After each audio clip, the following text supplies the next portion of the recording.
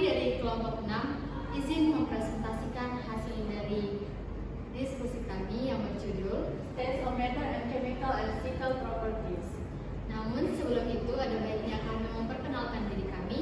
Saya sendiri Debbie Natalia Lebaho dan teman saya Sinta Kusmanindung, saya Luwati Mohita Cina Sirait, saya Damaya Kecibro, saya Nita Mananu, saya Enrita. Baik, di sini kita akan membahas dua materi, yaitu yang pertama keadaan materi dan yang kedua sifat kimia dan fisik zat. Yang pertama kita masuk ke dalam keadaan materi. Keadaan materi ini ada tiga, yaitu keadaan padat, cair, dan gas. Yang pertama kita bahas keadaan padat. Keadaan materi di mana partikel tersusun rapat dan memiliki bentuk serta volume tetap. Keadaan padat ini memiliki karakteristik diantaranya partikel tersusun sangat rapat dan teratur. Yang kedua, gaya tarik antar partikel sangat kuat. Yang ketiga, gerakan partikel terbatas pada getaran di tempatnya. Yang keempat, tidak mudah dikomprehensif karena partikel tidak memiliki ruang untuk bergerak-gerak dekat. Dan yang kelima, bentuk dan volumenya tetap. Contohnya itu adalah logam yang berupa besi, emas, dan aluminium. Yang kedua itu ada keadaan cair, yang dimana keadaan materi partikel lebih renggang dibandingkan yang padat, tetapi tetap memiliki gaya tarik antar partikel.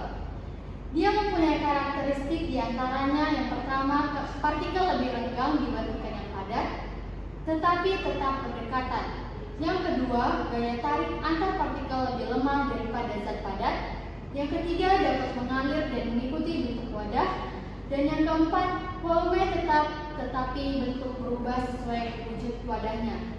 Dan yang kelima, tidak mudah untuk dikompresi. Contohnya itu ada air, minyak, alkohol, dan susu. Oke, di sini saya akan membahas keadaan materi yang ketiga, yaitu keadaan gas. Keadaan materi ini, partikel sangat renggang dan memiliki energi kinetik yang tinggi. Karakteristiknya yang pertama itu partikelnya bergerak bebas dan sangat cepat. Yang kedua, gaya tarik antar partikel sangat lemah. Yang ketiga, tidak memiliki bentuk dan volume tetap. Dan yang keempat, dapat dikompresi dan mengembang dengan mudah. Contohnya yang pertama ada udara, terdiri dari oksigen, nitrogen, karbon dioksida, dan lain-lain. Yang kedua ada uap air, yang ketiga gas LPG, dan yang keempat helium dalam balon udara. Oke, kita masuk ke materi selanjutnya, yaitu tentang sifat kimia zat.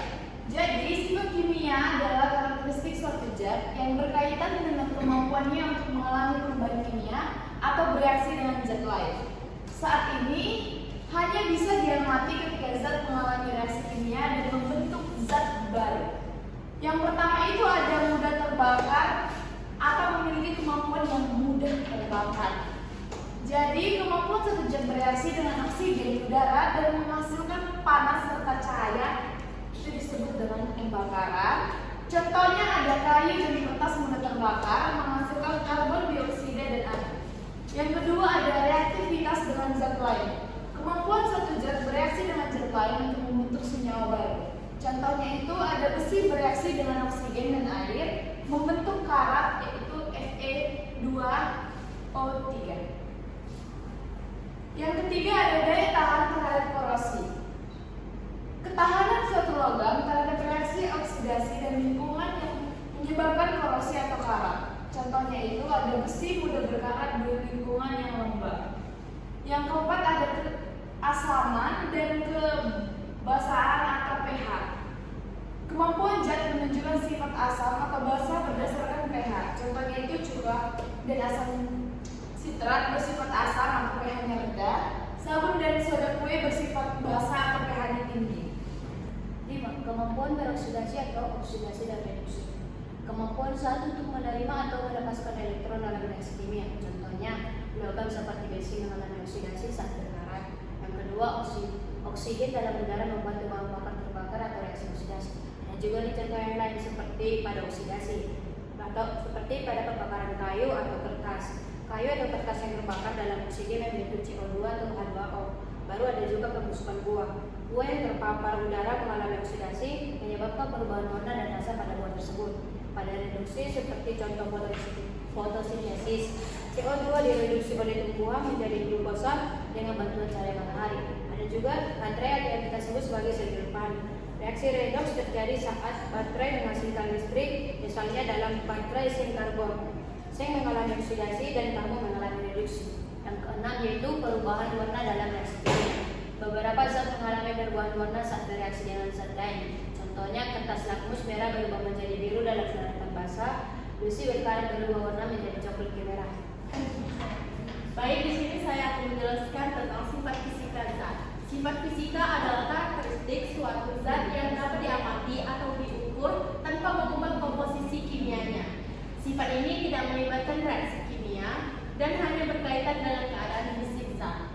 Yang pertama ada wujud zat. Keadaan fisik suatu zat pada suhu tertentu seperti padat, cair, atau gas. Contohnya itu air dalam bentuk es atau padat pada suhu 0 derajat Celcius. Yang kedua ada warna.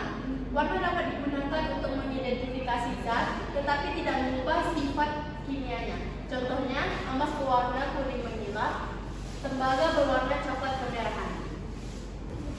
Kita masuk yang ketiga yaitu bau. Beberapa zat memiliki bau khas yang bisa dikenali tanpa mengalami perubahan kimia.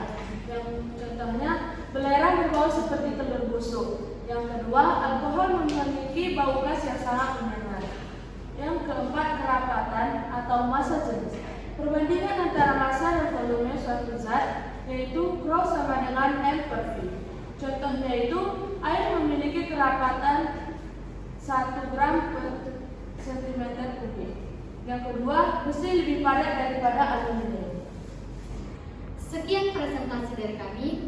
Terima kasih kepada teman-teman yang sudah menonton. Bye-bye.